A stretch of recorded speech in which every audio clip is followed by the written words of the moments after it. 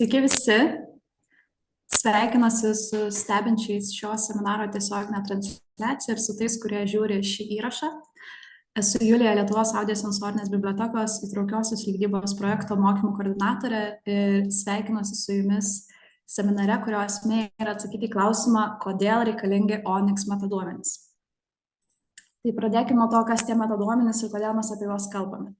Tai metaduomenys yra iš esmės duomenys, kurie aprašo leidinį, šiuo atveju knygą, elektroninę knygą. Paprastai tariant, tai yra duomenų rinkinys, kuris nusako, koks yra knygos pavadinimas, žanras, formatas, ISBN, kas yra knygos leidėjas, kokias savybės ta knyga turi, taip toliau ir panašiai. Tai šie dalykai leidėjams, platintojams, bibliotekoms tikriausiai skamba kaip savaime suprantami. Visose knygų platinimo platformose ar bibliotekose visuomet randami tokie duomenys apie knygas ir leidėjams, ir platintojams, tai nėra kažkas naujo. Visgi visų pirma pastebima, kad ne visose vietose, kur galima rasti knygas, o ypač elektroninės knygas, kurioms metaduomenys yra aktualiausi, yra visa ir tiksli ši informacija. Pavyzdžiui, galbūt esate matę elektroninių knygų platinimo platformų, kur neįvardintas elektroninės knygos formatas, nekalbant jau apie kitas šios knygos prieinamumo savybes. Visų antra, nuo šių metų birželio 28 dienos įsigaliojo Europos prieinamumo direktyva, kuri Lietuvoje perkelta į Lietuvos Respublikos gaminių ir paslaugų prieinamumo reikalavimų įstatymą.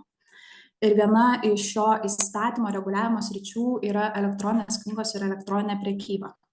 Remiantis 11.6.5 įstatymo punktu, vienas iš elektroninių knygų kartu ir elektroninės prekybos prieinamumo reikalavimų skamba taip. Užtikrinama, kad jas būtų galima rasti per metaduomenis pateikiant informaciją apie jų prieinamumo savybes. Todėl šioje metaduomenų temoje atsirandame ir mes, Lietuvos audiosensorinė biblioteka. Prieinamumo duomenys nurodo skaitytojui, ar elektroninė knyga iš esmės atitinka jo poreikius. Pavyzdžiui, ar knygoje yra ar nėra nurodyti puslapiai, ar yra ar nėra pateikti iliustracijų aprašai, ar knygą galima skaityti naudojantis ekrano skaitymo programomis ir taip toliau. O ši informacija yra kritiškai svarbi, kad skaitytojas galėtų priimti sprendimą, ar kai nusipirks knygą, jis galės ją perskaityti. Tuo pačiu ši informacija, šie metaduomenys užtikrina, kad kai leidėjas įdeda daug pastangų paruošti ir parengti prieinamą leidinį, skaitytojai tai įvertins, pamatę visas tas užtikrintas prieinamumo savybes ir leidėjo darbas nenueis veltui tik todėl, kad niekur neparašyta, kad tai yra prieinamas leidinys ir kokias savybes jis turi. Svarbu čia paminėti, kad metaduomenys jau dabar leidėjų rengiamuose, bent jau Lietuvoje leidėjų rengiamuose leidiniuose yra talpinami leidinio viduje, bet jie matomi tik tada, kai skaitytojas tą leidinį jau įsigyja, jį atsidaro ir skaito. O esmė metaduomenų reikia, kad tie metaduomenys ir ta informacija būtų matomi prieš įsigyjant knygą. Kodėl kalbame būtent apie ONIX metaduomenis, nes metaduomenų standartų yra keli, įvairūs jų yra daug. Tai ONIX šiame kontekste yra plačiausiai naudojamas tarptautinis metaduomenų standartas, kuris padeda leidėjams sklandžiai perduoti tikslę informaciją apie savo elektroninės knygas platintojams ir bibliotekoms. Kad būtų paprasčiau įsivaizduoti, ONIX yra tiesiog atskiras failas, kurį leidėjas idealiu atveju turėtų pateikti platintojui arba bibliotekai kartu su leidiniu, kai perduoda leidinį. Mūsų svečias šiandien yra Christopher Saynor. Chris yra nepriklausomas tarptautinės grupės editor, kuri sukūrė ir palaiko tokius elektroninėms knygoms skirtus metaduomenų standartus kaip ONIX. Pats Chris yra atsakingas būtent už ONIX metaduomenis ir už prieinamumo metaduomenis šioje organizacijoje. Tai jo paprašymą, kad apžvelgtų, kas yra tie ONIX metaduomenys, kaip jie veikia, kaip praktiškai naudotis ir pradėti taikyti šį standartą būtent Lietuvos leidėjų leidybos procese ir kokie įrankiai galėtų padėti tai padaryti. Klausimus viso seminaro metu Chrisui galite užduoti pokalbių lange tiek lietuvių, tiek anglų kalbomis, o aš juos pabandysiu įgarsinti. So Chris, I just put it into the context why we're talking about metadata and accessibility metadata here today, and I introduced you and your work. You already know a bit about the Lithuanian market and the fact that publishers are not so familiar and are not using metadata standards today so far. but are rather exchanging this information with distributors or libraries on the basis of separate agreements. So without further ado, I give you the floor for you to introduce ONIX metadata and accessibility metadata. And the key question here is what publishers and distributors should know about it and how they can use it. So the floor is yours. Thank you very much, Julia, and thank you for giving me this opportunity to talk to you all. And thank you for listening to me in English. I appreciate that as well. So what I'm going to do now, suddenly sunshine.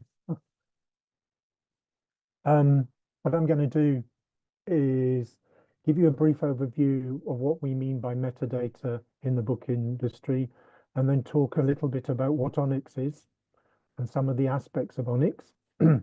We'll then have hear from a publisher that has made the journey from nothing, not having any metadata, to using ONIX and the difference that made. And then I will be looking specifically at metadata in regards to accessibility. So just briefly, I work for an organization called Editor, which is a small not-for-profit international membership organization. And our role is we created standards and we promote those standards, and those standards are used for metadata information in the global book, ebook and audiobook supply chains. We're based in London, but we're global in our outlook. We have members from all around the world and from all different parts of the supply chain. We work with some other organizations, but we are a tiny organization, 2 full-time members of staff, 2 part-time. But we we have access to other experts. We also work with a lot of other organizations around the world to make sure that any standard that we do create meets the needs of the businesses that we work with, meet the needs of the book chain. We also rely on membership. It's our financial model, but also interaction with our membership is important to understand what different parts of the global book chain need. And we have a family of standards. So I'm going to talk to you a bit today about one of those, which is ONIX for books. I'm going to briefly also mention THEMA, which is a global subject classification.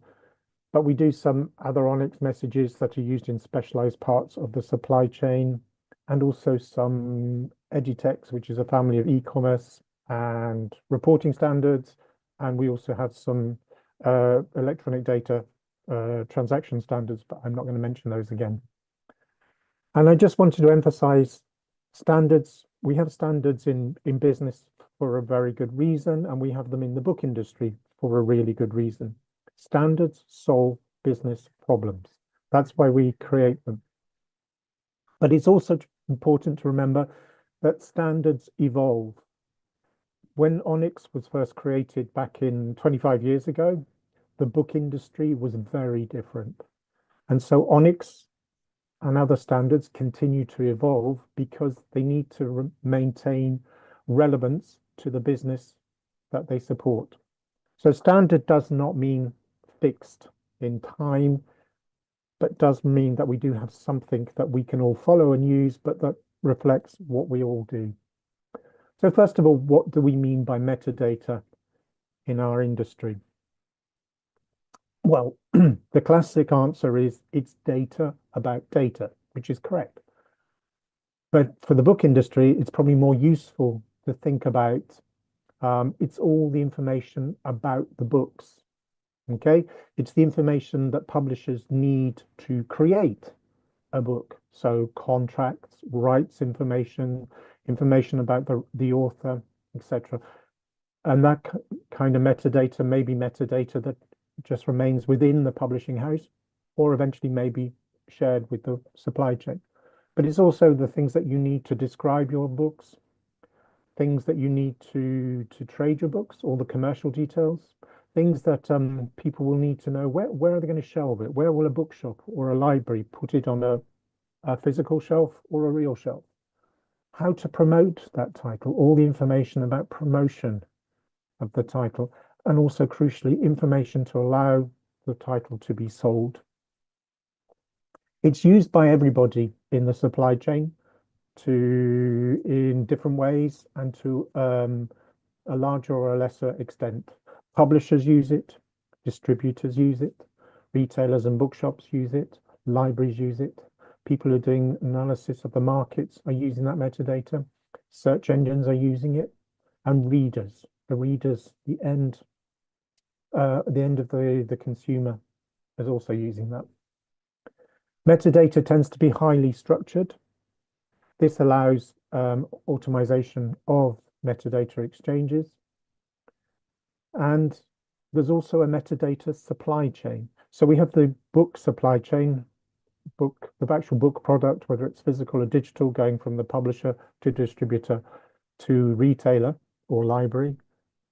But there's also a metadata supply chain. So that's the metadata about a title going from publisher to distributor to retailer or library. And ONIX is the standardized language. It's the global language of this metadata supply chain. Now, metadata isn't new in our industry. We work in an industry that loves standards and loves to organize things. Now, this is a 19th century impression of the Library of Alexandria in Egypt, where we have one of the first records of an attempt to organize things in our industry, in the book industry. It's called the Pinakes of Callimachus. It was something that was done in Ptolemaic Egypt in the 3rd century BC, and it was an attempt to create a catalogue of all the scrolls and codexes in the library using subjects and positioning. So it's not new. We've been doing it for a long time. So it's nothing to be frightened of, metadata. We've just put a new word on it. And why is it important? Well, we still have libraries and we have bookshops. Some of those are physical and some of those are virtual. We have digital libraries, digital bookshops, but there are a lot more titles. The Library of Alexandria supposedly had all the known titles that existed. But now, if you look at this is a picture of the Stockholm Public Library. There's probably about 25,000 titles in this picture. And you imagine this multiplied many times for all the titles that actually exist. We need a way of understanding what those titles are about, what formats they're in, how to find them. So we need metadata for that. And metadata is also important because of this person. This is just a stock photo from a stock library representing a generic reader reading a generic book. But this is the person that matters. It's the reader, the person that you want to buy or borrow your book. They need the metadata to be able to find it and to know if it's the right book for them. So when you are thinking about metadata, never forget the end reader. In our industry, we have a lot of jargon. We have a lot of terms that we use that don't necessarily make sense to the end reader. So when you're thinking about metadata, think about the reader, whoever they are. And also think about the purpose of your metadata. So this is a classic illustration. What is a bird? Now, if you're trying to explain the concept of what a bird is, maybe to a child, something, this is fine. This is a way of saying these are all types of birds. And we can do the same with a book. If we are trying to explain what a book is, we need this level of information. But what we often want to do is explain what different types of birds are. How do we identify them? So we need to give far more information. We need to give the name of the bird, and then maybe a more detailed picture. And maybe we need to describe things like color or specific physical features. And this, again, is the same as we need to do in the book industry. We need to make sure we've given enough information so that people who are using those metadata standards can find the information you want. So also when you're thinking about metadata, think about the reader, the end user, but also what is the purpose of your metadata. And there are a lot of things in our industry that are important, a lot of bits of metadata. And I'm just putting on this screen some of the metadata information that could be important. And this just represents a little part of that. And all of these things could be important to somebody in the supply chain. Now, what is that metadata for? So for publishers, publishers will have metadata that they will use for internal use. You know, it's that things that you need at the beginning of a process of creating a book, contracts, rights, details of the royalties you're going to pay to the writer or the illustrator, who's going to do the cover design, what type of paper you're going to use. You know, there's a lot of information that you will need. Part of that metadata you will use just internally, and part of that metadata will become part of the metadata you will share with the supply chain. Distributors, wholesalers also need metadata.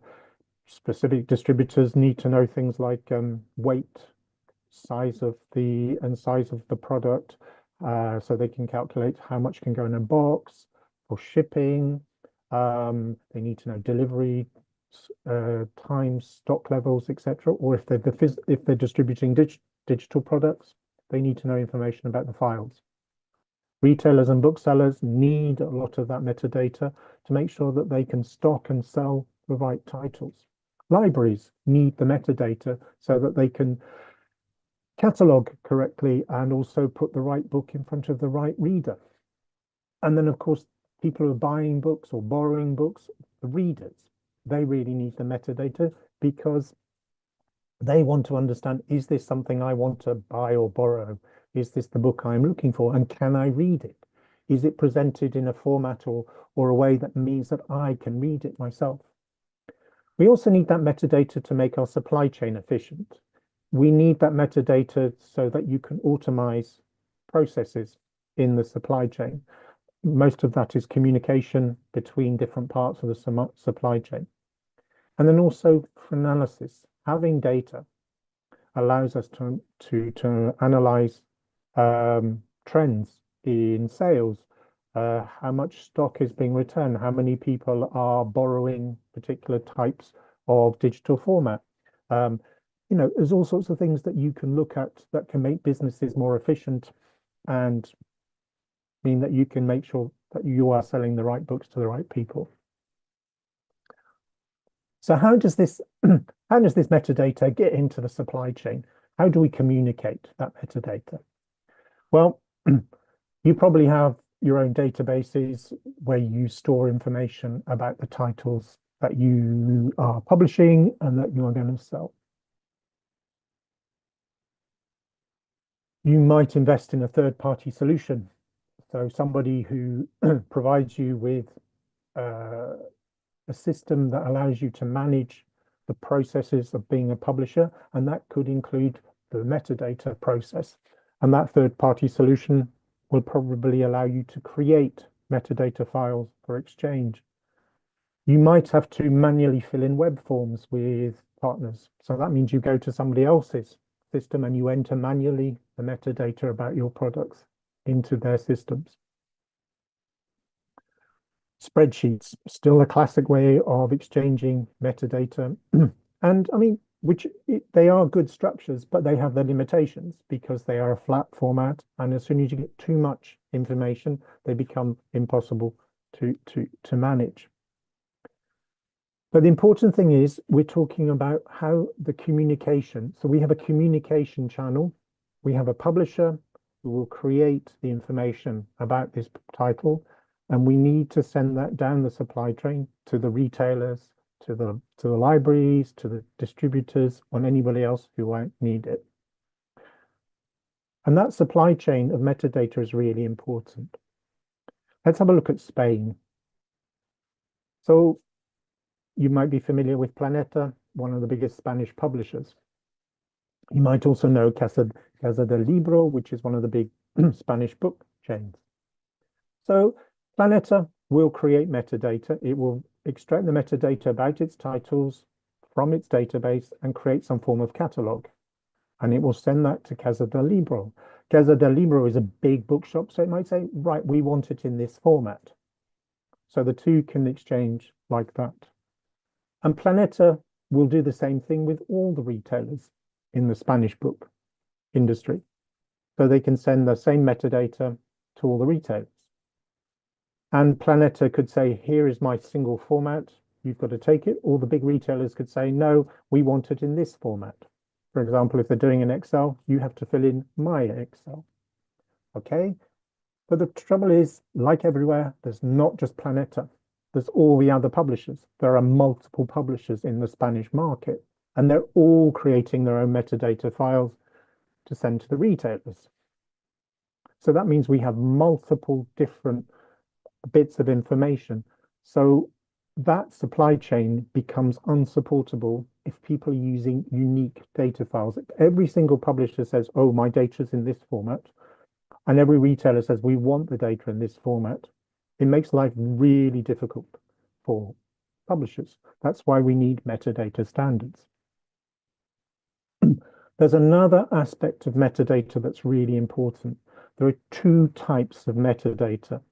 So we have machine readable metadata and human readable metadata. So human readable metadata, that's the stuff that's designed so that we can understand it. It allows us to, if we are looking at it, we will understand what is the structure and purpose of this data. You know, it will be put in, it will be formatted and stylized so that it's readable by us. So we can navigate around it, so we can interpret information. And it will be in a language or symbols that humans understand. So I'm talking to you in English and I am presenting to you English text. But ideally, somebody's putting that into Lithuanian for you eventually, so that it's more understandable for yourselves. That's what we mean. So we put it in a way that we as humans can understand.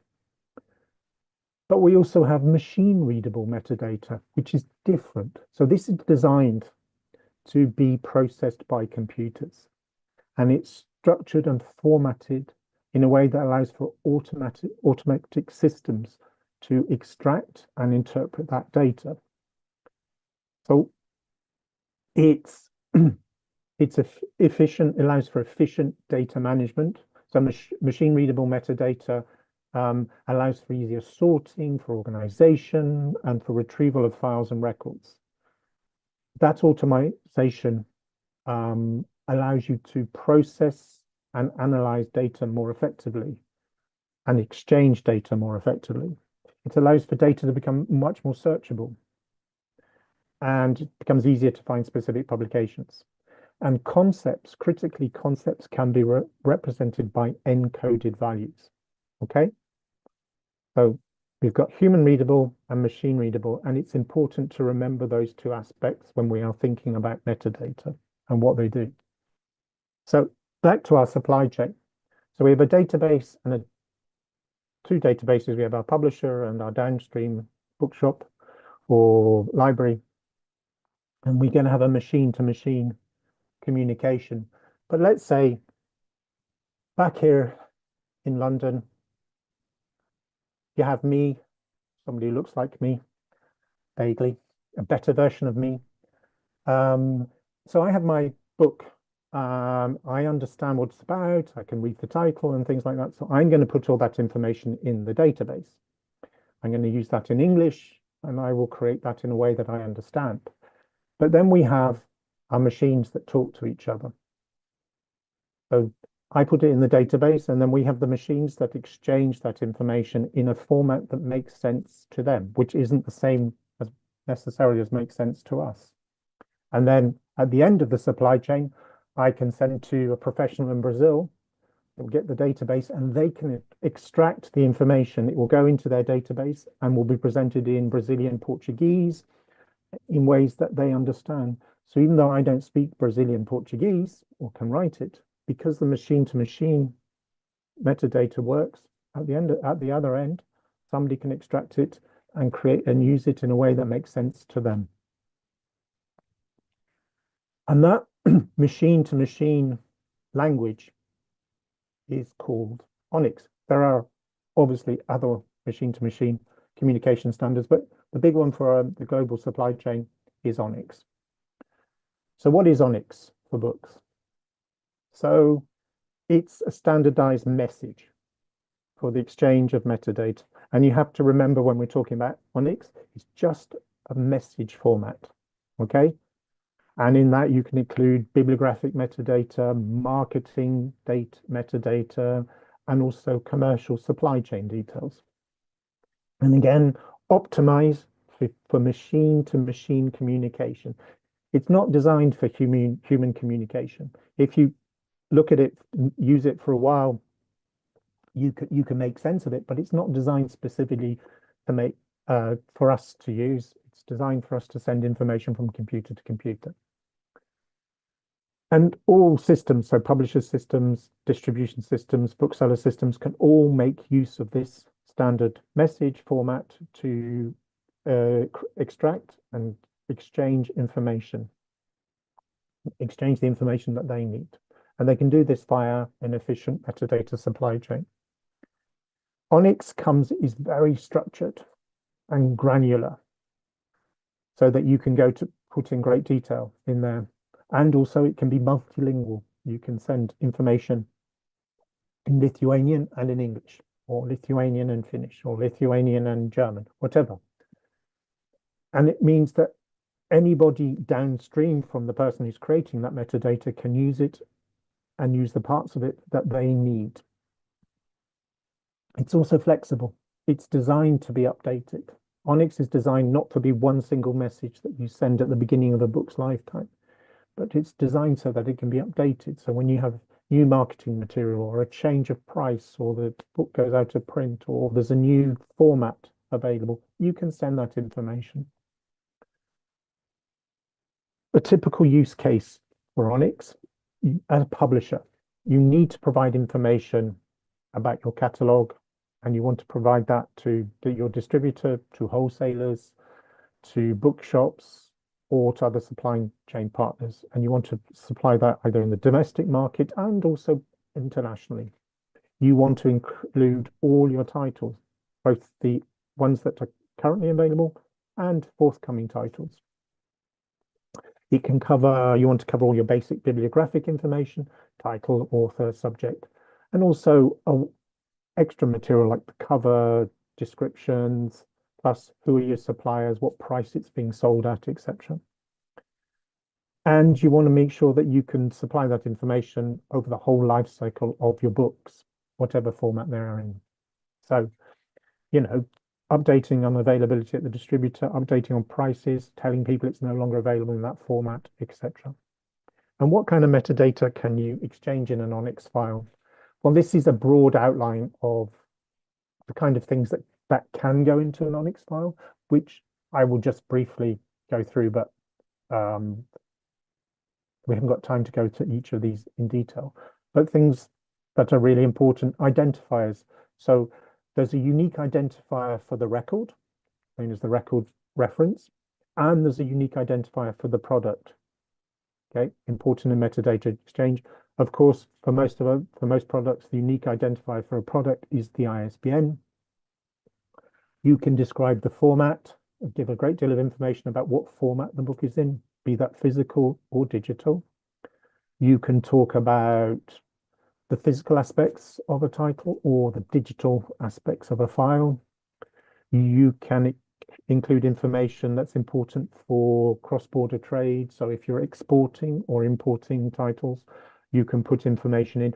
You can include information about EUDR, should you want to. You can talk about, is it part of a series? Is it part of a collection? What is the title of my book? Who wrote it? Who illustrated it? Who translated it? Is it in a particular edition? Is it the abridged edition? Is it the bilingual edition? What language is it in? Is it in Lithuanian? How many pages it has, or how long does the recording last? What subject? What is the book about? Audience. Who is my audience? Who am I aiming this at? Marketing. Am I marketing it at children, or am I marketing it at a general adult audience, or universities, etc.? And then you might want to include things like marketing materials. So text. Text is really important. Like, what is the book about?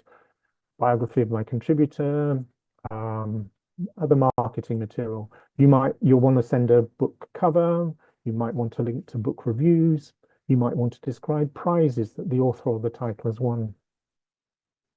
If you're doing audiobooks or academic books, you might want to go into detail about the chapters.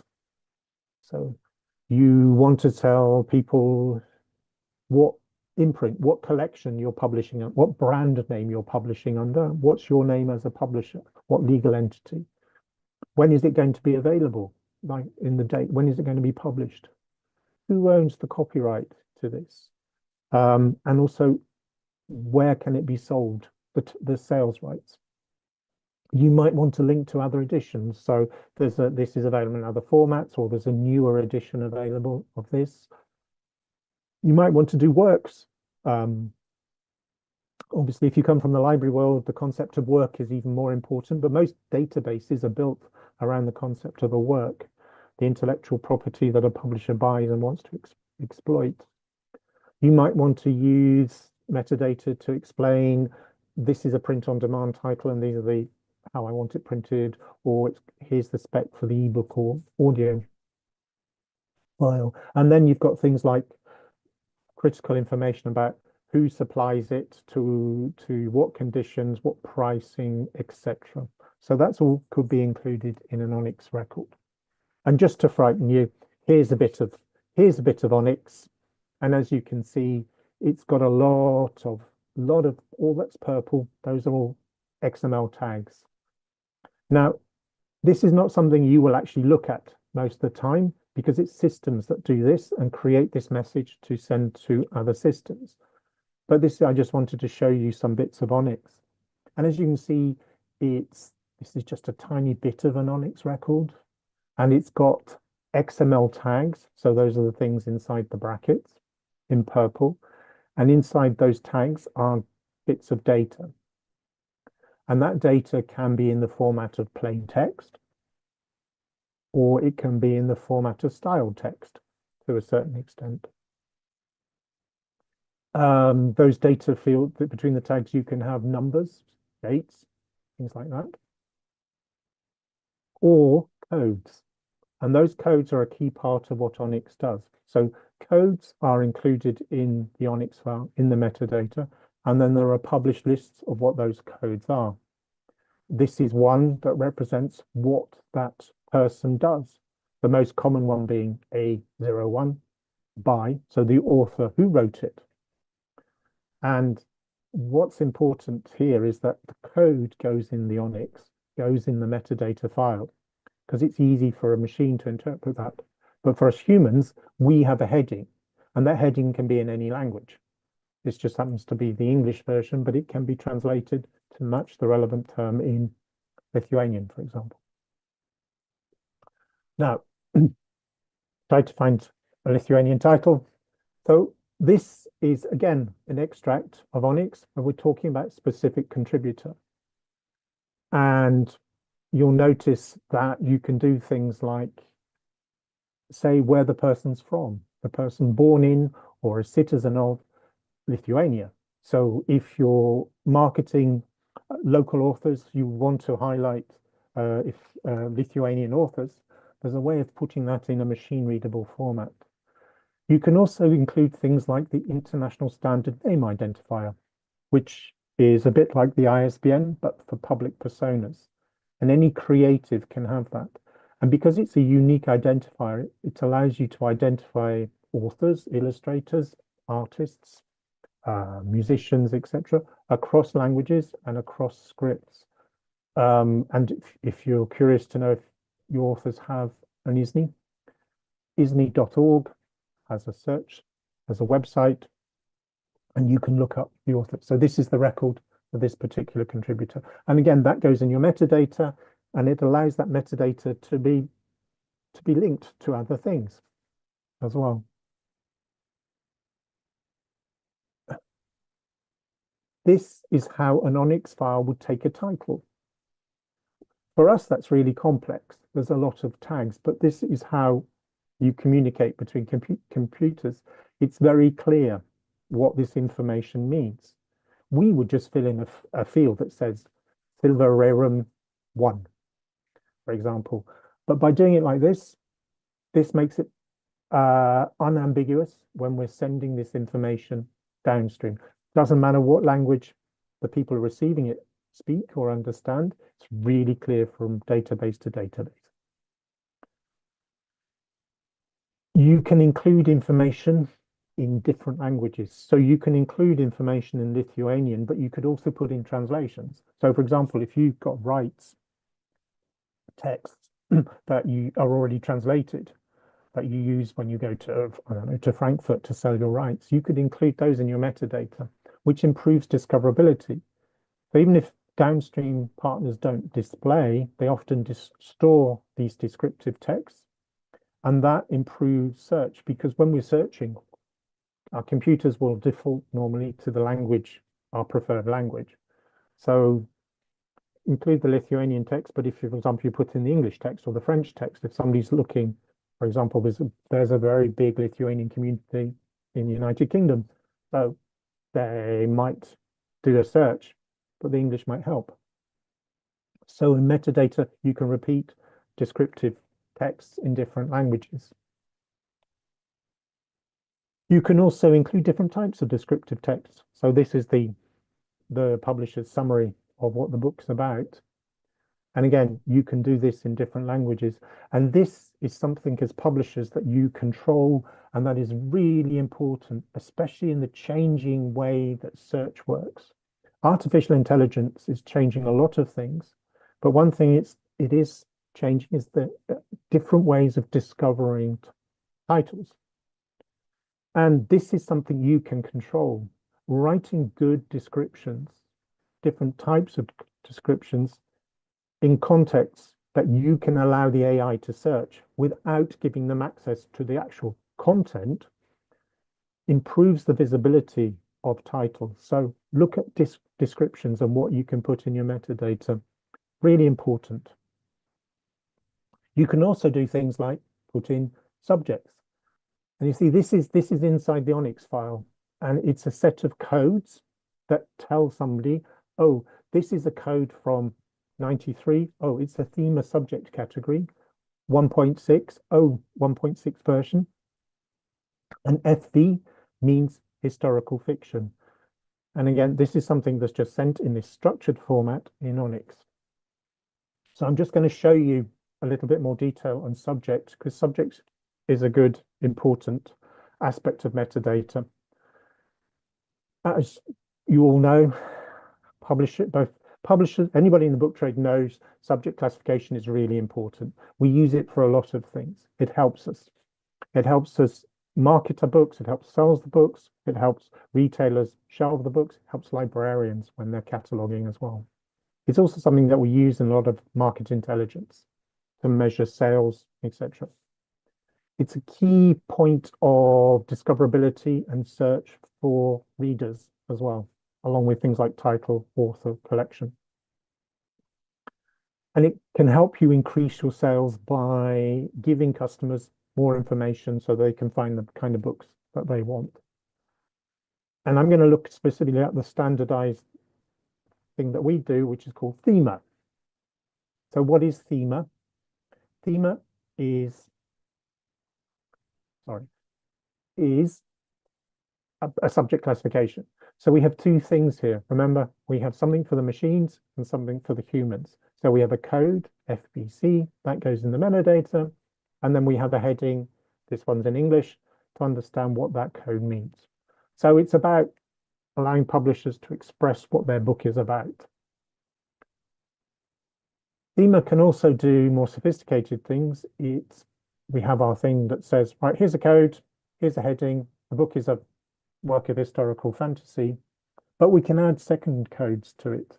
So specifically, it's a work of historical fantasy that's also about dragons. So we can put this on a historical fantasy shelf, we could put it in our dragons section, or we could search for books about dragons that are also historical fantasy. So it also increases the options for shelving and for discoverability. You also can then put in tags in your metadata, say, but this one's the most important subject. If you're going to choose one, choose this. So you see we have the information for humans, and we have the information that's machine to machine. And thema as a structure, it's a structure with about 3,000 core subject categories. Then we have qualifiers. We called core qualifiers, and then what we call national extension qualifiers. And these qualifiers are designed to be combined with the subject code. And again, what's important is to remember we have these codes. So we have a code MKE, that means dentistry in English. So we have that code that will go in the metadata, machine to machine, but then we have heading. And that heading can be translated into German, into Spanish, to Lithuanian, into Arabic, and into Chinese. So you've got different possibilities. It's something that's been translated wholly or partially into 25 languages. So the codes remain constant, but we have the headings available in different languages. And what it looks like is you've got subject codes that start with letters and go to various depths, so you can do various levels of detail. And as you can see, the top levels cover all the broad subjects that you might be interested in. And then we have qualifiers that you can use with some of the subjects. So qualifiers of place, this is about this place or set in this place. Language, this book is about this language, to learn this language, to study this language. Time, it's set in this period or it's about this period. Education, what purpose? It's for classroom use, it's for primary schools, it's for adult education. Interest, it's for this age group and up, or it's for it's of Christian interest, or it's of interest of indigenous peoples. There are all sorts of different interest things. And then styles, it's about Gothic, which can then be used with art, with architecture, music, etc. And again, those are the levels of the qualifiers. And just show you how that works. So you have subject codes, right? This is a travel guide. And you also include a qualifier for place, travel guide about Nigeria. So we put WTH and 1HFDN inside the metadata, computer to computer, and that sends down that information that we're talking about travel guides about Nigeria. And because of the way it works, we just have that one code for travel guides, and then you just change the qualifier for different places. So this is a travel guide to Bhutan. And if we have a history book, History of Bhutan, it's the subject that changes, NHF, Ancient History. So go back to this title. So what we do with metadata like this, we build up information. So in our database, we would classify this as historical fiction. And in the ONIX, it would get a code FV, which would be the main subject. And we could add in other things. We could say this is also should be in contemporary fiction, contemporary literary fiction, however you want to call it. And then we can give some qualifiers. It's set in Lithuania. It's set in Lithuania when it was part of the Commonwealth, because there are some qualifiers about historical places. We can give an indication of when it's set in the 1660s. Or we could also say it's set in the period of the Polish-Lithuanian Commonwealth. And we could also give a qualifier like it's part of the literature of Lithuanian. It's Lithuanian literature. So there's all sorts of things that we can add in to the metadata. And thema was partially translated into Lithuanian. So as you can see, we have some headings. But when the translation has not been updated, the headings on our system default to English, but anybody who uses them can still translate that how they want. Yeah, that's an overview of the whole Lithuanian translation. So you're going to have a break from listening to me. We're going to show you a short video. Now, this is a small publisher from the UK who did a project. So they started by having absolutely no metadata. I think they were a two-person business. They were just running everything, and they were running around trying to do everything. And they didn't really do anything with metadata or thought it was too difficult. By the end of the process, they won an award for being one of the best suppliers of metadata. So we're going to show you Kate Pierce of Phoenix Publishing.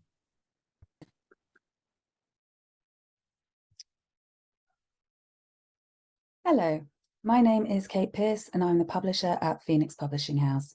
I'm here today to tell you about our journey from metadata novices to highly commended in the IPG Virtue Sales Metadata Award. The aim is to inspire other novices out there and show you that metadata is not as scary or as complex as you think, and embracing it will bring huge rewards to you, your everyday work and your company.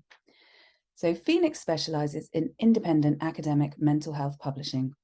In our first year, we published 2 books and 2 journals. Fast forward to today, and we have so far published 60 books and 38 issues of our now 6 journals. And we plan to publish around 40 titles a year going forwards. From the start of our journey, we relied on Excel spreadsheets to keep track of our publications. We contacted third-party suppliers manually and had to remember to inform each separate supplier when details changed, as they always do. It was laborious and time-consuming, but with fewer than 10 books, it was doable, and it was cheap. As our list grew, so did the time we had to spend on this process. The systems grew more unwieldy, and the cost benefits of doing things this way were far outweighed by the time deficit and the potential for errors to creep in. It was time to overhaul, but we knew little to nothing about the world of metadata or where to start. We were very lucky to be accepted onto the IPG mentorship scheme at the end of 2020, and in January 2021, met with Editeur to begin our metadata journey. So we needed an action plan. The first thing was to decide which book management system were we to go for. There are many out there. This slide shows just 3. Your own research will doubtless find many more. And these systems are not just for metadata, but can potentially manage the whole publishing process. So that's something else that you need to take into consideration.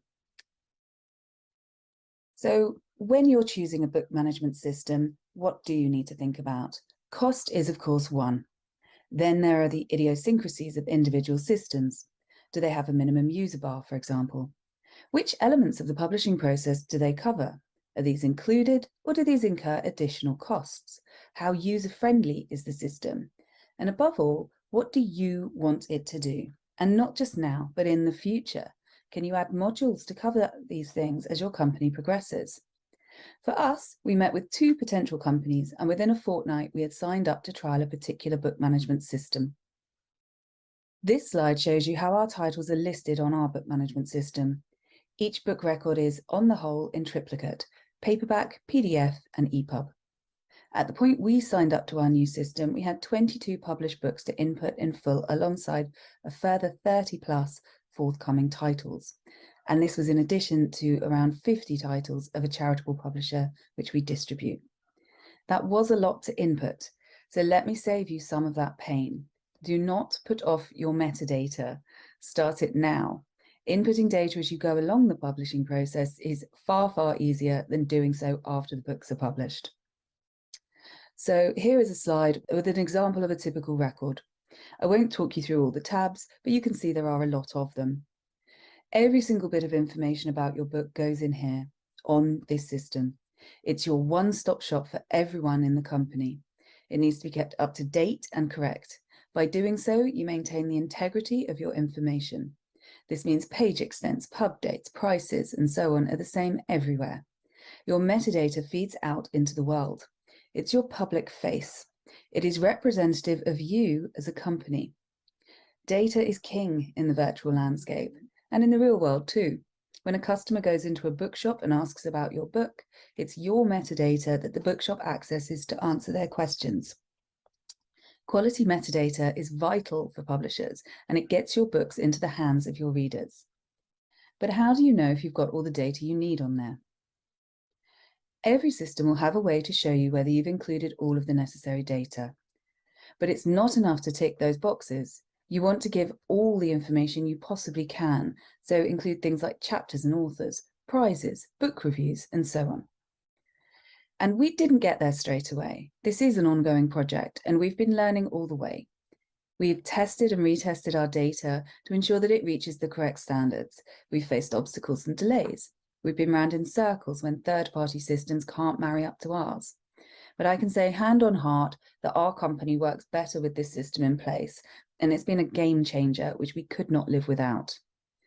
And one other thing to bear in mind is that even if you realise you've chosen the wrong system for your needs, you will not have wasted your time on endless hours of data entry. That metadata is yours, and you can download it all in perfect condition to upload onto a more suitable system. I mean, this does depend on the contract you sign, but in general, this is something to keep in mind. So what would be my top tips to you? First, make a commitment to invest in a book management system and get meetings set up with at least 2 or 3 potential companies to get this up and running. Do this as soon as you can. Once you have your new system, start small. Concentrate on putting in a few titles. Check them over and over again to make sure they're all correct. Your new system provider should provide training and copious manuals and information. Once you're confident that these are perfect, get the rest entered and check and test and make sure you've got them perfect as well.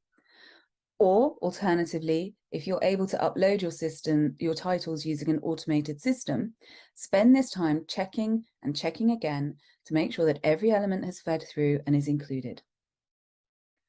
Second, ensure you train up every member of staff in your company on this new system and get them acclimatized to it. Make sure they're all on board to using it. It's they who are key. Meanwhile, set up new systems and practices of working that put the new system center stage. Consult to every department and individual to ensure you incorporate their working practices into the system and ensure no one gets left out. You do not want to allow workarounds to this system. It has to be used by all and recognized as your single source of truth. This can be so important in a growing company that hasn't yet formalized its internal communication processes, or in a large company where that internal communication is imperfect. Now it is either in the system or it hasn't happened. Take it in stages. Our system can look after our metadata, but it can also look after our rights, our royalties, our sales data, our production, and our editorial. So once we had the metadata under control, we then turned our attention to the rights module, which in turn incorporated the royalties module and putting in sales data. And I have to say, the royalties module has absolutely revolutionized our royalty run, and that has been a huge benefit to the company. And we now also have a standardized production process in place where everyone can view what is happening with a particular title. And it also means that our publication dates are less likely to slip because we have a very clear process in place. And another positive of book management system is it contains all of your information, and you can run myriad reports to provide a much more strategic overview of your company and its progress. So having everything within a single system, it does help everyone. So once our system was in place, we were able to reallocate our time to focus on matters that we never had time to before. And finally, I would recommend that you do have one person who takes overall control and ensures data integrity. It is everyone's responsibility to keep the data correct, but you need to have someone in place to ensure that it is happening. So to summarize, 1, metadata is not scary. Metadata is your friend. 2, start sooner rather than later. You will not regret it. 3, metadata streamlines your business processes. Embed it everywhere. 4, get every member of your company on board. Do not allow workarounds.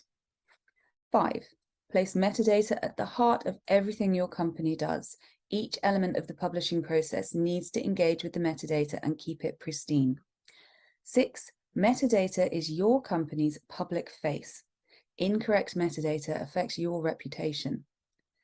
7, your metadata is yours. You can take it with you in perfect condition if you decide smooth systems. And finally, 8, metadata enables strategic reports and time to focus on other matters. So I hope this has been of use, and I wish you luck on your own metadata journeys. Thank you very much.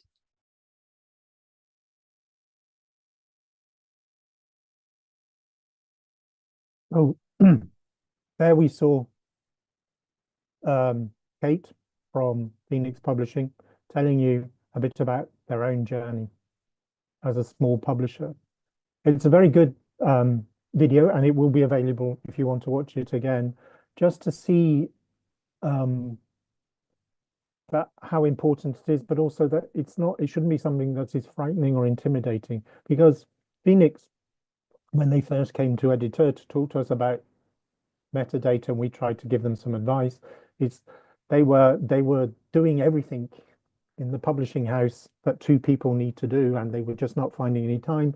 But they took the time stage by stage to get the metadata, to find the system, and things have gone much better for them since then. So I'm going back to what I already asked the question: why does metadata matter? And I'm going to look at one particular area of metadata to illustrate the importance, and that is accessibility metadata, which is really important. Again, something that's really important to parts of the supply chain, and illustrates how we can use standards to communicate this information. So why is it important legally? You're probably all aware of the legal act that came into force in June, end of June of this year, 2025, which is known as the European Accessibility Act.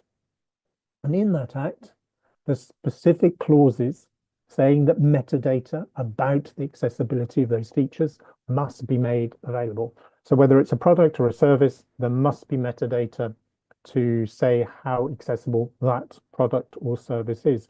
And people who provide those products or services, who sell them or lend them or make them available, also have to make metadata available about those products and services, providing they have been given this metadata. Again, I'm just pointing this out. Oh, just to emphasize, I'm going to give you some pointers about metadata accessibility, but nothing I say is legal advice linked to the European Accessibility Act. I am not a lawyer. So metadata matters for many reasons, but for this particular case, it matters because of a legal obligation. So accessibility metadata. Remember, we've said that each of the readers, when we're thinking about metadata, we're thinking about our readers. And when it comes to accessibility metadata, each reader has a very particular set of requirements that will be unique to them in many ways. Each book has, whatever the format is, has features that make it more or less accessible. Okay. So what we're talking about is publishers. So if you publish those books, you need to collect information and then distribute information about the accessibility features of that particular book or product in a standardized way, so that any online platform, be they a retailer, be they a library, can then display that information. And they can display it in a clear way for human readability. And also they can display it in an accessible format as well, because that's also part of it. You can't just give metadata as a picture of text. It has to be able to be accessed as well. And this means that every buyer or borrower can match those two profiles, their own individual requirements, with what the metadata says about the accessibility features of that particular title. So we go back to this reader. Every reader has a particular set of requirements. So when you are thinking about metadata about accessibility, give as much information as you can. Everything that you know, that you're sure about, make sure it goes in the metadata. Don't go for a minimum. Go for the as much information as you have, because you've got to give this information in front of the right readers. And each reader is an individual with unique and different requirements. There isn't one single average person with accessibility needs. They're as diverse as we all are. Everybody who's listening to this will have their own tastes in what they read, their own ways of reading, etc. And we have to remember, when we're talking about accessibility, we're talking about a very diverse readership. Now, there are 3 types of machine readable accessibility metadata that we need to think about. So you can put metadata within the actual file. Most common digital products file nowadays is the EPUB. So you can put metadata in that. You can put metadata inside a PDF as well. MARC, there's the machine readable cataloging standards for libraries. Okay, now libraries have had cataloging standards, machine readable cataloging standards since the 1960s. So if you've ever tried to work with MARC, you know it looks a bit more complex, but it's machine readable. It's designed for machine to machine. And then of course there's ONIX. So that's the commercial supply chain. So you can put information in a file about the properties, the accessibility properties of a particular title. Okay, and all of these standardized formats allow data to be extracted and then displayed to the end user. So for the EPUB package, probably use a value from either EPUB itself or from a schema thing that's called schema.org. It's a standard set of properties that goes actually inside the digital file itself. Now, remember, not everybody has access to the digital file. So it should not be the only place that you put metadata. If you're creating accessible books, you also need to make sure that they go into something like ONIX, because not everybody has access to the file and not everybody can extract that metadata from the file. But it is important that it goes in that file, because some reading systems and some people who have those files will make use of that. They are machine readable. Even though schema.org uses the English language term, they are supposed to be language independent. They were designed for machine readability. And they're specifically designed for a technical audience. Okay? They're not supposed to be things to be understood, particularly by humans. MARC, again, machine readable cataloging. So this is information that will go into a library. So there are 2 aspects to this. There's the exchange of metadata between library services to explain what the accessibility formats is, and then there's the cataloging. So within this collection, these are the accessibility features of this particular product. And again, it's done in a machine readable language that doesn't make sense to the vast majority of people unless you've studied the MARC standards. But machines do understand it.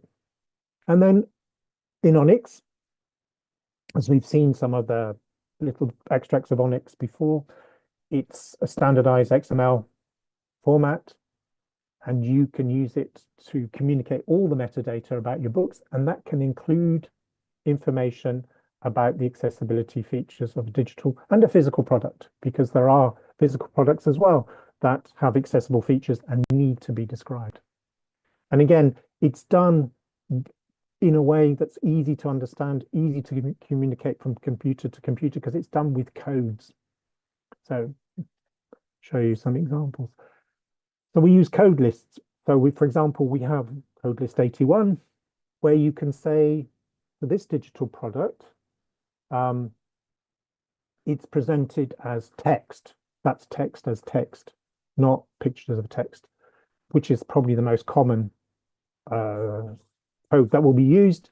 And this allows people who are receiving it to know, okay, this is all text, or it's text plus some images. So we need to read this, we need to make sure that it's got these accessibility features. Okay, so You're describing how your digital product content is presented and therefore how you would need to access it. And then we have what we call the famous list 196, which is a complement to 81, and it lists specifically the digital publication accessibility features. Now, the way this list, it's quite a long list, is divided. There are 3 types of information. So you can say, my product conforms to this standard. So my product conforms to EPUB 1.1 accessibility, or it conforms to WCAG 2.2 level AA. You can give information about any certification, whether you have your own internal process for certifying that a book is accessible, or you use a third party to certify your process, so you can put in information like that. So people will know, they can see this publisher uses this process. And then you've got lots of specific accessibility attributes. Okay. You always look at these accessibility features in context with anything else. So people also need to know what language the book is in, or what the book is about, what the audience is. There's all the other metadata as well. But these are specific values to describe accessibility features of a digital product. So this is just an overview of part of that list.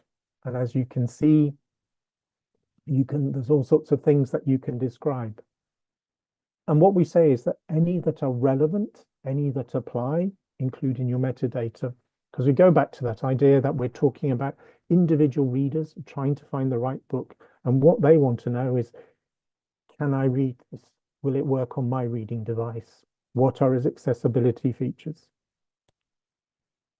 This is the other part of the list, just so you can see. And this is what values from that list would look like in an ONIX file. And as you can see, it's XML, it's done with tags, and it's done by repetition. So you can see it's very much a structure for communication. So Lithuanian publishers can put this kind of information in and transmit it, and anyone who gets that metadata can immediately understand the accessibility features of that particular product without understanding Lithuanian, without needing to understand the book. They've got all these codes, machine to machine. They know what particular features that book has for the accessibility. Okay. There's also very useful codes in there. So we have 2 codes. So 08, unknown accessibility. But what ONIX does is it allows you to put textual description in there, and you can put textual descriptions in different languages. So we don't know if this title, which is something that might occur for a lot of your backlists, for example, we don't know yet, because we're going through all our old titles and checking them. So, but if you want to know anything specifically about this title, please contact us. Or you could say, look, we've checked this title and we've said, look, it's missing all the alt text for images. There's a problem with the reading order. Please get in touch with us, because we will eventually update it. But there's that. So you can also tell people, I don't think this is fully accessible. So again, it's about giving as much information as you can. You can also include things like the exception. So as you're probably aware, there's one exception and 2 derogations built into the EAA. An exception, so you're not subject to the same rules, is if you're a micro enterprise as defined by the EU, or for particular ISBNs, you can say that to alter this particular aspect of this publication would be a disproportionate burden. Or if I change this particular aspect of the title, it would be a fundamental alteration that would change the nature of the title. So you can include those in your metadata, and in fact you should. But remember, if you include this information in your metadata about derogations or exceptions, you must also still list any accessibility features. Because including these codes do not mean that your title is inaccessible. It just means that you're telling any authorities, any organization or any enforcement body in any of the EU markets, okay, this ISBN has this derogation. I can prove it to you if you need to, or I come under this. However, you can still tell people this is still accessible. These are still the accessibility features. So when you include this kind of metadata, remember who the metadata is for. This is specifically for enforcement bodies. But for your end user, they still want to know what level of accessibility do I have on this title. And then we come back to the other aspect of that, human readability. So the W3C has created specific guidelines to help people so they can take the metadata, the machine metadata that's in an EPUB or in an ONIX, and then eventually also the PDFs and MARC when that's ready, and given guidelines to, here's a suggested text that's human readable, that's friendly, that you could display. And what they've also done is they've created a way of doing it so that you can display it, the same concept, but in different languages. So they've done it with strings. So this comes back to the human readability, because the ONIX, the MARC, and the EPUB metadata is all machine to machine. And this is to help with the human to human readability. And they've tried to classify things into things that you should always display, whether there's information or no information. So those are the three in green: the conformance, the ways of reading, visual adjustments, and support for non-visual reading. And then the other things should be displayed if you have that information. And then this is the Fondazione Lia in Italy that's done a lot of work on accessibility. So this is just saying, right, how you can take that metadata and then maybe make it human friendly. So we put this in Italian on the screen so it makes more sense. Okay, so again, as with everything, we've got accessibility metadata is really important. You have to think about the end user, and we have to make a difference between machine to machine metadata and human readable metadata. Summarize. Okay, ONIX. So what we've been talking about today is metadata and being able to use ONIX. So ONIX is a comprehensive structure that allows you to communicate rich book metadata.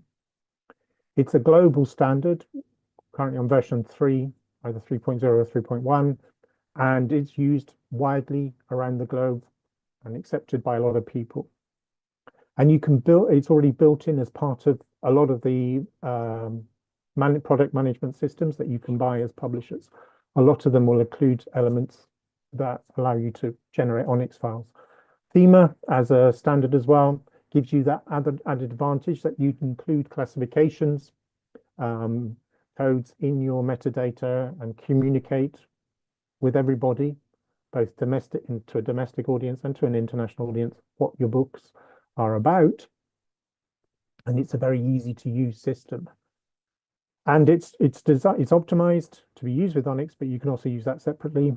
So also all our standards are open and free to use. There's no charge to use ONIX. There's no charge to use Thema.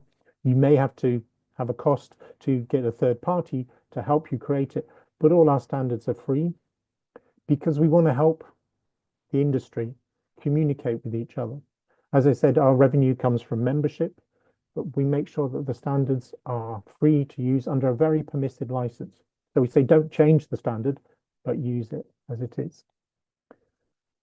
And to end, so research has been done by different organizations that proves something that we all know, that the more information customer has about a book, the more likely they are to buy it. It's not rocket science, but the organization Nielsen IQ book data that some of you may be familiar with, based in the UK and other markets, did some research and has published 2 reports, one looking at the US market, one looking at the UK market, and then they've done a more recent version. And it just sort of analyzes and shows you the importance of certain metadata elements and helps make the case for the importance of metadata. And you can still download them from those URLs. You will get copies of these slides, so you'll be able to get the URLs directly. Okay, and also in the slides, put a set of useful links and a link to a tiny little video as well, where it gives you a basic introduction to ONIX as well, and all, so you can use all this after the thing. And that's it. And now leaves us some time for some questions and hopefully some answers.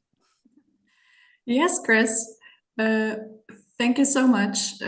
You've talked for so long. We still have some time, and I will not let you go just yet, because we do have some questions that I'd love to hear your answers to or thoughts about.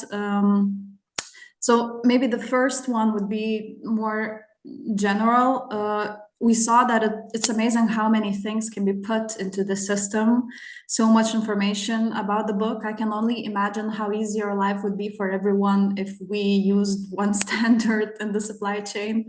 So from your experience, because you've been working on this and been communicating with different publishers, generally supply chain members, what is the key reason that we are not living in this ideal world? Is it too early to expect that publishers and distributors adopt the standards instead of Excel sheets? Are there too many standards? Is it just there not enough demand or not enough awareness, information about this? What do you think? What is the key obstacle that we still have to talk about the use of metadata? That's a really good question. And I think there are different aspects to that depending on the market. I think one of the things is it's time. We're working in an industry where we all have a lot to do and we're trying to do a lot of things. And as Kate talked about, it's trying to get on top of things and then finding the time and then prioritizing it to make metadata part of that. Another aspect is a misunderstanding, because that's why I use the illustration of the Library of Alexandria. It's not new. We're producing catalogs, we're producing sheets. Metadata is not new. We're dealing with it all the time, every day. But there's a lot of, certainly when we first talked about it, people thought it was something that you only give to the tech people and we don't understand it. I am not techie. I come from a library and a book selling background. Many years ago when I was at school, we had one computer that you had and that you could access if the principal gave you special permission. So I didn't grow up in a tech world. But I've learned about how to use standards like ONIX, and it's actually really, really quite easy when you get down to it. You just realize, oh, this is all the stuff we've been talking about anyway. But there's also that tech fear, I think. Money, because you have to make a little investment, and investments can be, to get the ideal system, you need to make an investment, which is why Kate's presentation is really important, because she was talking about not the ONIX side of things, but the other aspects that you can get from a system, which is, managing production, managing contracts, managing royalties, etc. But you have to invest in it. Another thing I've noticed is it's not the sexy bit of metadata doesn't sound sexy.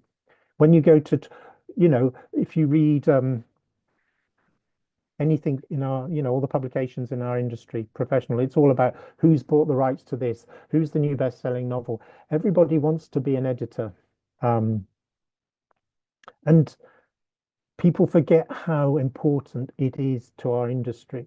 We're like the plumbers, people who deal with metadata. It's the thing that helps the system work. Or the electricians. Without the electricity that we provide, none of the lights in the publishing industry would actually work. But I was at a talk a month or so ago, and again, there was somebody who said she was the head of a very successful publishing company, but she said, oh, we employed somebody to do that. I think they deal with that kind of thing. And it was just that misunderstanding at the top level about a fundamental part of what is a key part of our business that was missing. With the way we're changing as well, with the coming of AI, that's why I was emphasizing the descriptive. Publishers can control their metadata, what goes out there, without necessarily exposing their actual content. to large language models, etc.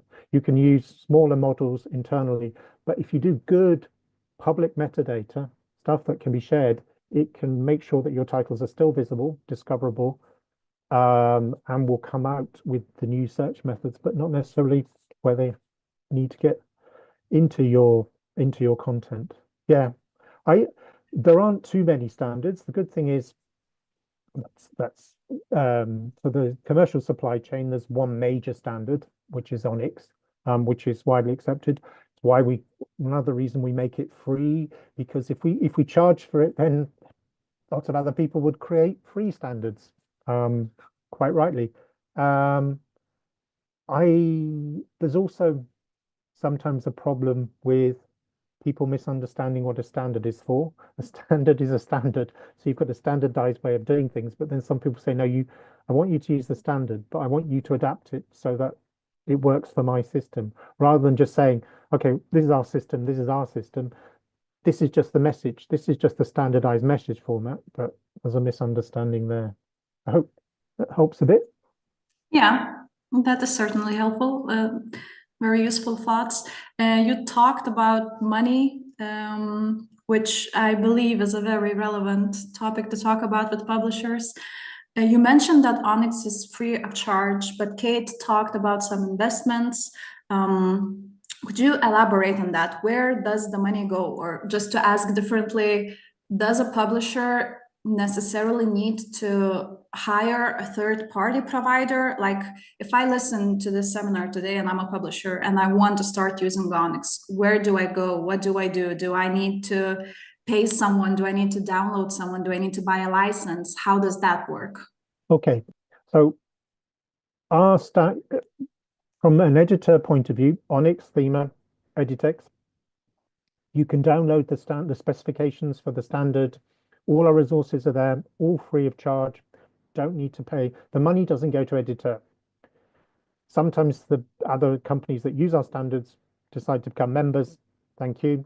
And then we do get a little bit of money, but no, we don't get any money. If you're a publisher and you have expertise in-house, because ONIX is an XML standard, so you need to have somebody who knows how to take what's already in, what data you already have, and put that in the message format. So if you've got somebody who can do that, no, you don't need to pay somebody. What Kate was talking about, they're two people, and they don't have the expertise of creating XML files, extracting things from their database, creating a royalty system. So they went to a third party who is specialized in that. And there are lots of companies that offer solutions at different price models for different types of companies. There are a lot in the UK, there are a lot in Germany, some in Denmark, Sweden. There are different companies. So that's where the cost comes. It's also why, come back to what Kate was saying, as a publisher, she looked at what that solution provides overall. Double checked that they do provide ONIX. Yes, great. That's fine. They do that. But what else do they provide and at what cost? What will help us as a business? Royalties, contracts, production, stock management. Lots of systems provide different options, either modular or as a single entity. Some even do things like create websites for publishers. So that's where the money comes. It's about thinking about where do we invest? And what Kate and that company did was, what do we already do? What is eating up all our time and stopping us from expanding our list, taking in more authors, etc. And is this a wise investment? All the publishers listening to this are businesses.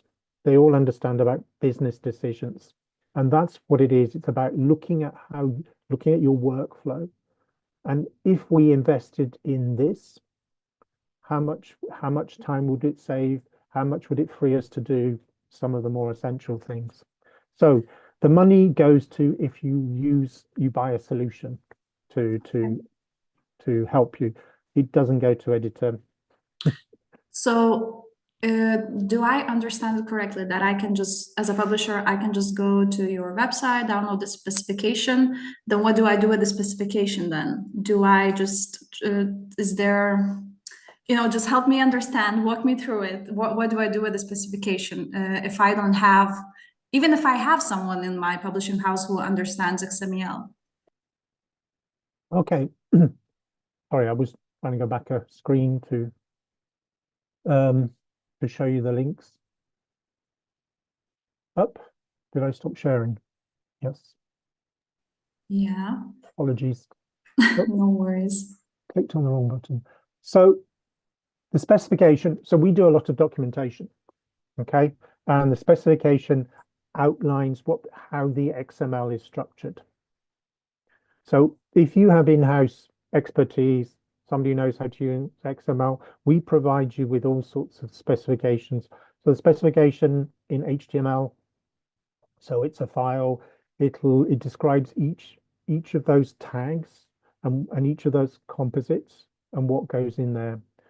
Even if you're not going to use an in-house solution, it's quite useful to have a look at the kind of things that can be exported in an ONIX message. If you're just beginning with ONIX, the specification could be overwhelming because there's a lot in there. There's a whole section on Bibles for the markets where they do a lot, and there's a whole section for theses because the Germans sell theses on the markets. So it might be overwhelming to look at it, but the specifications there, I mean, specifications are meant for the people who are going to do the technical side of things. We also have a best practice guide, which is got really long, where we try and explain how you can use metadata in particular circumstances. We've got information with the EU current legislation. We've got a section on accessibility, a section on general product safety requirements, which you can go on ONIX, and everybody's favorite topic, the European deforestation regulations, how you can put that information in an ONIX file. So we do have a lot of information there. Now, if you're just setting out as a publisher, you watch this talk, the pre-recorded intro to ONIX, we try to do a basic summary of what ONIX is in that video. If we have the subtitles to that, if anybody fancies translating it, we can give you the text file and do it in Lithuanian. But go back to that and have a look at it. And then we have other documentation to try and move you into it gradually. Okay. Okay. Yeah. That's why I asked, because it does seem very overwhelming. I know from my own experience, once you start, for example, preparing accessible EPUB 3 books and you go to the specification, and it's really overwhelming because you don't understand anything. So you just kind of need someone to walk you through it. Yep. We have spent a lot of time trying to make sure that the language is friendly, that it's a specification, so it has what you need as technical details, but also so there's a human-friendly text and the headings and things like that. We're trying to make sure they're human-friendly and also the best practices. But yes, it can be overwhelming because there's a lot there. Yeah. So let's say I'm a publisher and I started using ONIX or starting to use it. Who in a publishing house should be responsible for filling in this metadata, especially when it's very extended? Is it the layout designer, the person who makes the design of the book, or the editor, or the marketing person? Who is the one who's like filling in all the fields of metadata? I like that question. That's a good question and a really important one. Okay, I will quote from somebody who's been working in book metadata for a long time. The one person you should not give the metadata responsibility to is the new person or the intern who comes in on a Monday morning with a hangover. Okay? Do not delegate it to that person. She always used to say that because she explains that's how she started in the book industry. What is important is it's for everybody to participate, because that metadata will come from different parts of the publisher. Because you might have somebody who understands rights information about the contributor, and then you've got the marketing people maybe adding other information. What is important is to have a gatekeeper, is to have somebody who isn't necessarily the person who does the entering of the information, but is in charge of making sure publishers' own internal best practices are met. We are not sending this file out until we've guaranteed that it's got the accessibility information or it's got the subject information. So it's always important. It's important to have one, a gatekeeper of some sort, somebody who maybe somebody who's in a position of decision making, but get everybody involved. Subject classification. If you publish academic books, sometimes nobody really understands what the book is about except the person who wrote it and maybe their editor. So get them to give you the suggestions for subject and audience. The writer, the author, can often be the best person to write their own biography and description. But again, those of you who are publishers and work know that you do need a gatekeeper to maybe, okay, that's great, but we're going to have to edit that down a bit. So it's looking at who within the business has access to that information and making sure that everybody understands how important it is. If you get your database structures right, the person in contracts is going to be working on that and adding that information, and that little bit of it can be extracted to be included in the ONIX file. Marketing will put all their stuff in their part of it, and that kind of will be extracted to go in the ONIX file to go to other people. So make it a thing for everybody. Yeah, that makes sense, and it's very similar. What you're saying is very similar to how we also approach generally the making of accessible EPUBs in our case, because we really try to communicate for the publishers that it's everyone's business in a publishing house, because you need to involve an author, you need the editor to be involved. It's not just someone in the company who's responsible for the whole process. So related to that is my next question. We're talking more about accessible ebooks, specifically in the context of the European Accessibility Act, which you also mentioned. Do you see more interest from publishers or from organizations like ours, from libraries, for example, in such standards as ONIX since the Act came in force? Do you see that it's becoming more popular or people are seeing more demand for it because of it? Totally, absolutely. The European Accessibility Act has really given a big push to including accessibility metadata in ONIX.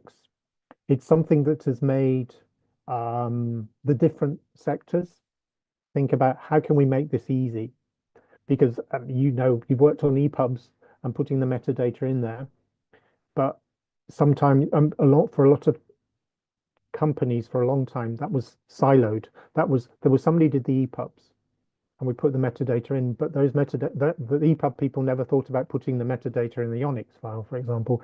Now people understand because the law says you've got to include metadata in the product and on websites. So you're seeing far more conversations between different parts of the supply chain, trying to make sure, okay, if this is in the EPUB, this corresponds to that in ONIX. You're seeing Amazon, to quote one of the big companies,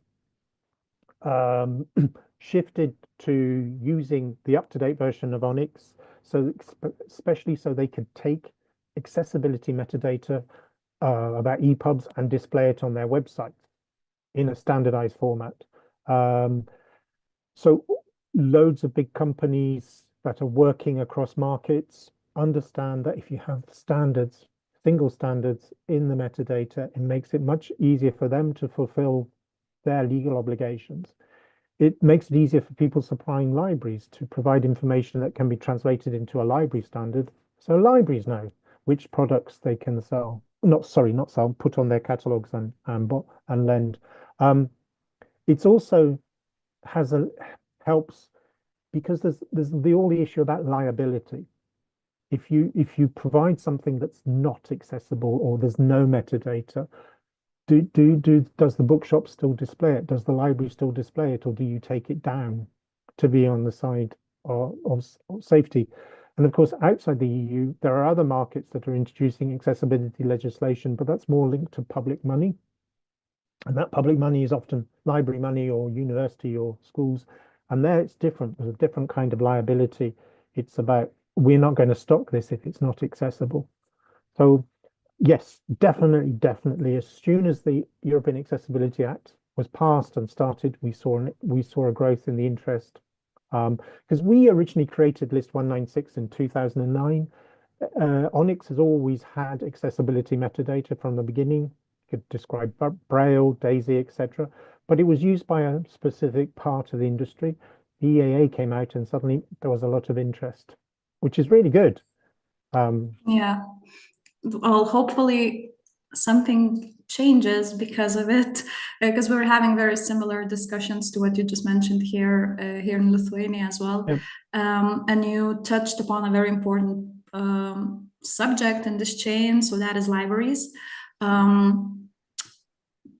You also talked already a bit about the liability issues, but what would be your advice if, let's say, what can a library do if the publisher does not provide the metadata, but the library still needs it because it's the library who, for example, in Lithuania is kind of the key source of information about the book, and they need it, but all they get is just, let's say, an EPUB with schema metadata in it and no external file, just like ONIX would be.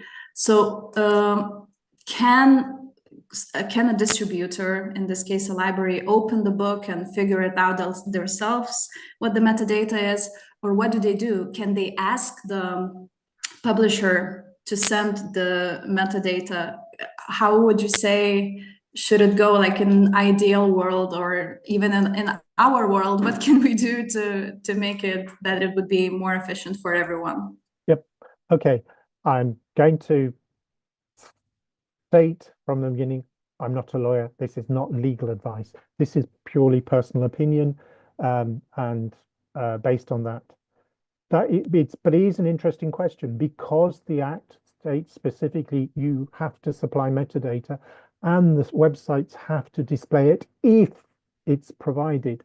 So the liability goes to the producer, because if you look at the Act, the liability is all on the person that makes the product or creates the service. And a lot of contemporary EU legislation is all going back down the supply chain and making sure it's there. So in the library isn't liable for the metadata. The library may have other liabilities linked to public funding and making sure they have accessibility, meet the accessibility requirements of their public. That's usually linked to a separate legislation. I would say publishers who don't provide metadata separately, you're basically saying, I'm giving you the metadata, therefore you have to crack open my file to get it. Does that mean other people can crack open the file to access the contents? What are you thinking of when you do this? We've got an industry that says, oh, we're scared that we've got reason to be scared that big American companies are going to come along and steal the information because they want and just take the contents illegally. But also we're forcing parts of the supply chain to crack open the files to get the information that they need anyway. So need to take that into consideration.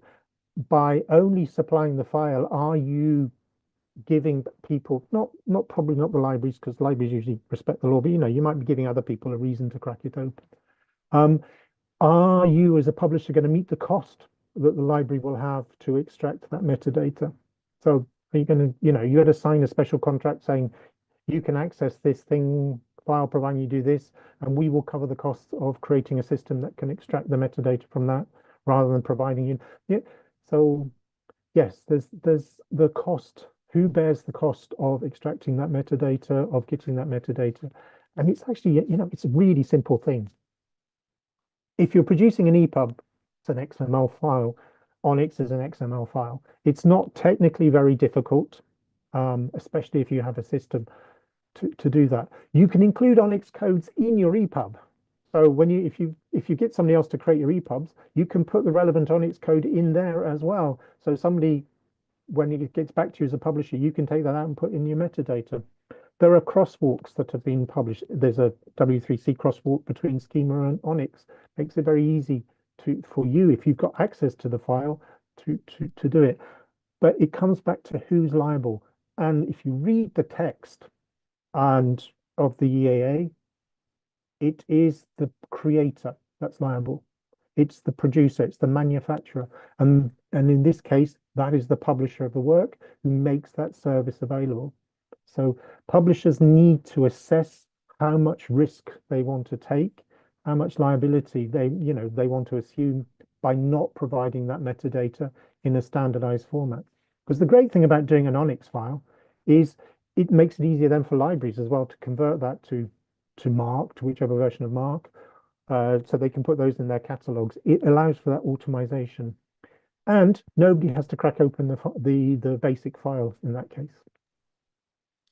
Yeah, I hope we will be able to translate this to Lithuanian, and that everyone will be inspired by your not legal but personal, professional advice about this.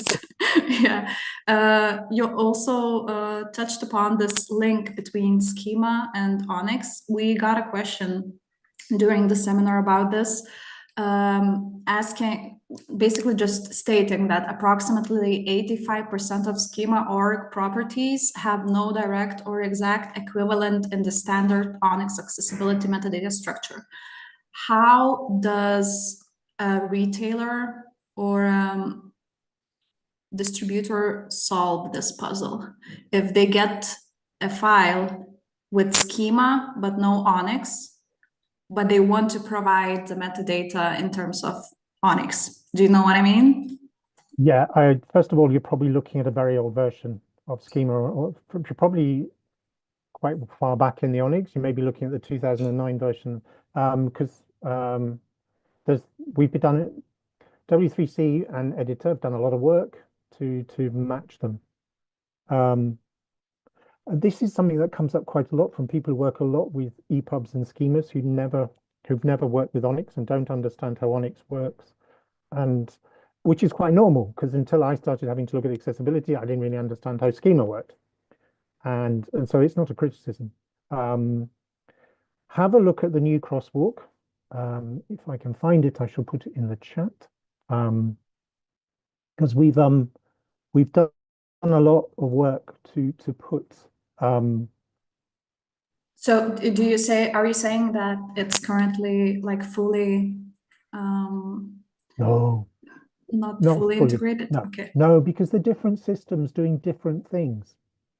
I mean, that's one of the basic things. So schema EPUB metadata is designed for going inside a file to be read by reading devices. ONIX is something that describes all the metadata of a title, and takes different approaches and uses different terminology for some things. This version, the latest public, there we go. Right. Sorry, just finding this. So we're not mapping exact likes to likes, because they're two different schemes doing different ways of communicating metadata inside different structures. But we have tried to create documentation to help people understand, because of course schema is a word and you put a schema tag in to a different thing. ONIX is a series of codes. For example, we often find that people don't understand why digital hazards aren't on 196. Sorry, it's part of accessibility. You have to warn if the project you're selling may have a hazard to do with flashing light, moving images, or certain sounds. But ONIX covers all that information, because you also, if you produce children's toys, you have to give warnings. If you make certain products, you have to, if it's got batteries. So we have a whole section of ONIX that deals with hazards and warnings. So we deal with that differently, because we're dealing with the whole book chain. We're not just dealing with accessibility in EPUB, we're dealing with everything. we deal with school grades, we deal with tax rates, we deal with tariff codes, and they all have their place. And so when you look at an ONIX file, you've got to look at it. I'm creating the metadata for that, for everything, and there are things that are to do with that are important for accessibility, that are important for everyone. So would you say in the hierarchy of these standards, ONIX would be the one that the retailer should kind of count on more than schema? Is that? That's a tough one because it depends. So there are definitely publishers who make a really good effort on both the EPUB and the ONIX, and you know that whichever you get, because the ONIX can be updated, which is great. So they can say, look, take it from the ONIX, but you can double check with the EPUB. We know there are publishers that get, they've got third party making the EPUB, they put the stuff in and they don't put anything in ONIX, which makes life difficult for the rest of the supply chain. And then you get people who do the minimum. They put 1 or 2 codes in, but then there's no talking to them. So that's hard. But this applies to all metadata. Who do you prioritize? Okay. A publisher should be taking pride in their metadata. They are the single source of truth. Any publisher who's doing this well will say, I am not sending out anything, neither the EPUB file nor the ONIX file or my metadata file, till we've made sure it's met our basic best practice, because we want people to see we are taking this seriously. We take accessibility seriously. We're putting it in both. And both EPUB schema and ONIX are critical because we have different ways of communicating information, different types of supply chain. There are many people in the supply chain who will not stock a title if it's missing certain information. They rely on what's in the ONIX file to know, can I display this? Can I sell it? Can I make it available to my patrons, etc. So we have to remember that. I've put the latest version of the W3C crosswalk in the chat. That's not perfect because different systems, different approaches. But what we've tried to do with that is like here, if you put that in schema, matches this in ONIX. We couldn't, of course, put in all this sort of this in this circumstance, this kind of thing, but it's there to help. There are things obviously that are in an EPUB file that you can't, because then they may be specific to certain things that maybe there isn't an equivalent in ONIX, but I would say these days it's more like 85% of accessibility metadata and schema is available in ONIX and vice versa. We have things in ONIX, of course, that you can't express in schema because they're bits of metadata about accessibility that could relate to different kinds of digital products. Okay, we've got compliments for you on the live stream saying thank you for the very understandable explanation of the metadata standards and the purposes.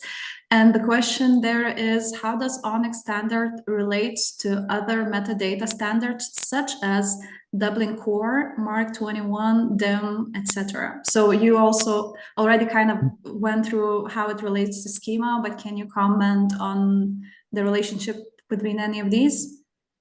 So ONIX comes out of a metadata model called Index, which was done in the 1990s. And it was an idea of the way of classifying information, creating structured information. It's part of when XML was first created. That's inspired by certain library models and the ways of looking at metadata. Dublin Core also comes out of that kind of way of looking at things. Again, came out of the library world. Libraries are responsible for a lot of this. Libraries have been doing it for a long time. They're really good about metadata. And so a lot of the models, original basic models, come out of the library world. And things that librarians learnt with Mark, ways of creating structures. ONIX came out of a project launched by the American Publishers and Booksellers Associations. No, just the American Book Publishers Association, when they started seeing the growth of e-commerce, and they used Editor as the organization to consult. They quite quickly realized that they needed a neutral body to do it. It couldn't just be publishers, and it couldn't just be from the US. So Editor took it over. And Editor has always had this model with ONIX and with Thema of an international steering committee, national groups and members who feed in what the model wants. And so Editor sets out the basic rules of how the XML structure should work. The original was based on some very fundamental principles of exchange and metadata, as is Dublin Core, as is MARC, but it's gone on its own pathway because it very much reflects how the commercial book chain works and what it needs. Okay. Now, Dublin Core is, Dublin, Ohio, OCLC. It's a library thing. Again, it's pretty good. But it's got a different purpose. Yeah, so the question is if I express these certain accessibility, or not accessibility generally, metadata fields in ONIX, can I convert it to the other standard? So to MARC, there's an IFLA, International Federation of Library Associations, working group on accessibility metadata for libraries, who are working on getting more consensus on putting ONIX into the different types of MARC. If you look at the crosswalk, there's a MARC column to give a rough idea, but so where you can put it at the moment. Dublin Core uses a lot of schema terms, so you can do it. You can go backwards to Dublin Core as well, although nobody's done the mapping yet. I mean, the PDF Association has just published new advice on how to include metadata files as part of a PDF. And one of the standards that they've said you can include an ONIX file. Editor, we're just writing documentation to explain how to do that. So you'll be able to put accessibility metadata in the form of an ONIX file into PDF. So you'll be able to extract that. So there isn't more people coming towards it, but you should be able to map back to Dublin Core and to library standards. OCLC is doing a lot of work on looking at the library data supplier, International Library Data Supplier, is doing a lot of work on getting metadata from ONIX and putting that into library systems, because publishers work hard on their ONIX. They tend not to do metadata. There are other organizations. I know there's a company in Scotland that does BDS, provides a lot of library cataloging, and they take the information from ONIX and put it into the library things. We do publish a mapping, like a document that says how do you map ONIX to MARC.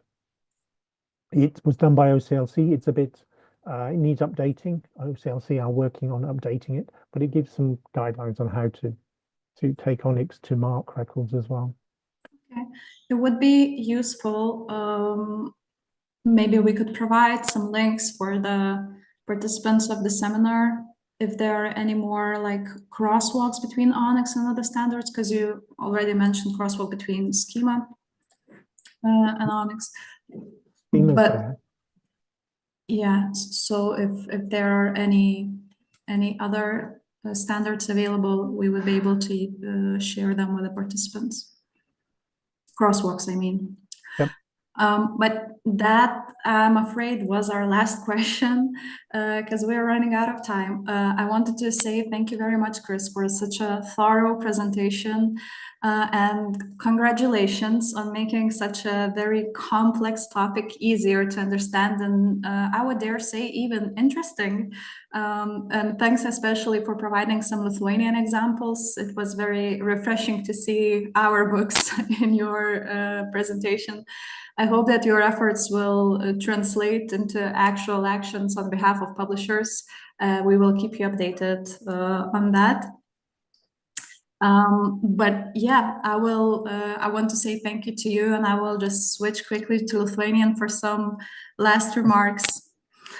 Thank you to everybody for listening, and thank you for inviting me. It's been a pleasure to talk to you.